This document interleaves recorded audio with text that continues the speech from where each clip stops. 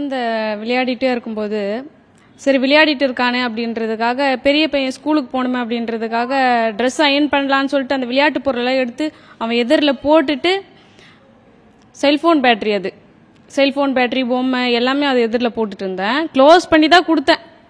Iron பண்ணலாம் அப்படின்றதுக்காக iron box சுவிட்சு போட்டேன்.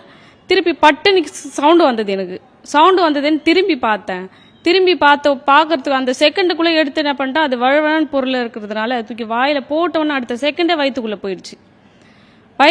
ஃபஸ்ட்டு போனதை நான் பார்க்கவே இல்லை, செகண்டு போனதை தான் பார்த்தேன். செகண்ட் வாயில் கையை வச்சிருக்கானே, இப்போ இன்னொன்று காணுமே அப்படின்றதுக்காக தேடி பார்க்கும்போது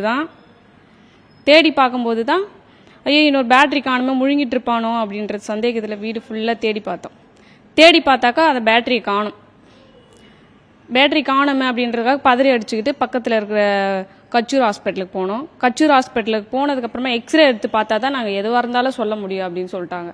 அதுக்கப்புறமா திருவள்ளூர் ஜிஹெச்சுக்கு வந்தோம். திருவள்ளூர் ஜிஹெச்சுக்கு வந்ததுக்கப்புறமா உடனே எக்ஸ்ரே எடுத்தாங்க. எக்ஸ்ரே எடுத்து பார்த்தோன்னா பளிச்சுன்னு தெரிஞ்சுது அந்த பேட்டரி. அதுக்கப்புறமா எங்களுக்கு ரொம்ப பதட்டமாயிடுச்சு. அங்கே இருக்கிற டாக்டருங்க எல்லாமே சொன்னாங்க, பேட்டரி ரொம்ப சாதாரண விஷயம் கிடையாதுமா, பேட்டரினால நிறைய குழந்தைங்களுக்கு ஆபத்தாயிருக்குது. பேட்டரி அது புது பேட்டரியா பழைய பேட்டரியான்னு எங்களுக்கு தெரியல. புது பேட்டரியா இருந்தா ஓகே, பழைய பேட்டரியா இருந்தா உடனே அது உப்பி வெடிச்சிடும் அப்படின்னு சொல்லிட்டாங்க. எங்களுக்கு ரொம்ப பயமாயிடுச்சு. ரொம்ப எல்லாரும் எங்க வீட்டில் இருக்கிறவங்க எல்லாருமே அழுதுட்டு இருந்தோம்.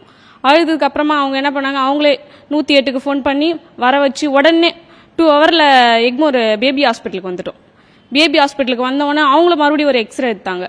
அவங்க எக்ஸ்ரே எடுத்து பார்த்ததுக்கு அப்புறமா அதே தான் சொன்னாங்க. அவங்களும் எப்படிமா குழந்தைங்க கிட்ட இவ்வளோ அஜாக்கிரதையான பொருளை கொடுத்துட்டீங்களே இப்படி அப்படின்னு சொல்லிட்டு அவங்களே சொன்னாங்க. அவங்க சொன்னதுக்கு அப்புறம் இன்னும் பயமாயிடுச்சு. எப்படியாவது குழந்தை நீங்கள் தான் டாக்டர் நீங்கள் தான் காப்பாற்றணும் அப்படின்னு சொல்லிட்டு டாக்டர்கிட்ட கேட்டோம்.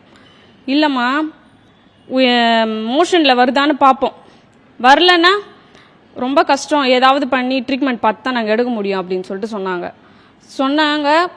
ஒரு நைட்டு ஃபுல்லாக இருந்தது. இங்கே 2-3 பேர் இருந்தவங்களுக்கெல்லாம் 2-3 குழந்தைங்கள்லாம் அப்படி தான் பேட்டரியை முழுகிட்டாங்க.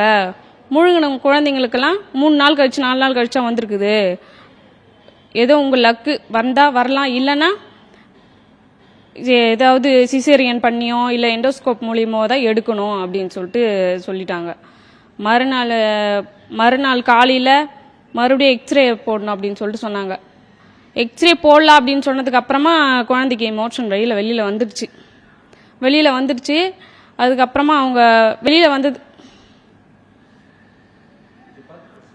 வந்துடுச்சு பரவாயில்ல அப்படின்னு சொன்னாங்க. இருந்தாலும் இன்னொரு எக்ஸ்ரே போட்டு பார்க்கணும் அப்படின்னு சொல்லிட்டு எக்ஸ்ரே போட்டு பார்த்து அதுக்கப்புறமா எந்த ப்ராப்ளமும் இல்லைன்னு சொன்னாங்க. ஆனாலும் குழந்தைங்க இந்த மாதிரி எங்கள் குழந்தைக்கு நான் ரொம்ப கஷ்டப்பட்டேன். அந்த மாதிரி இன்னொரு குழந்தைங்க கஷ்டப்படக்கூடாது அப்படின்றதுக்காக தான் நாங்கள் இதை சொல்கிறோம் உங்களுக்காக.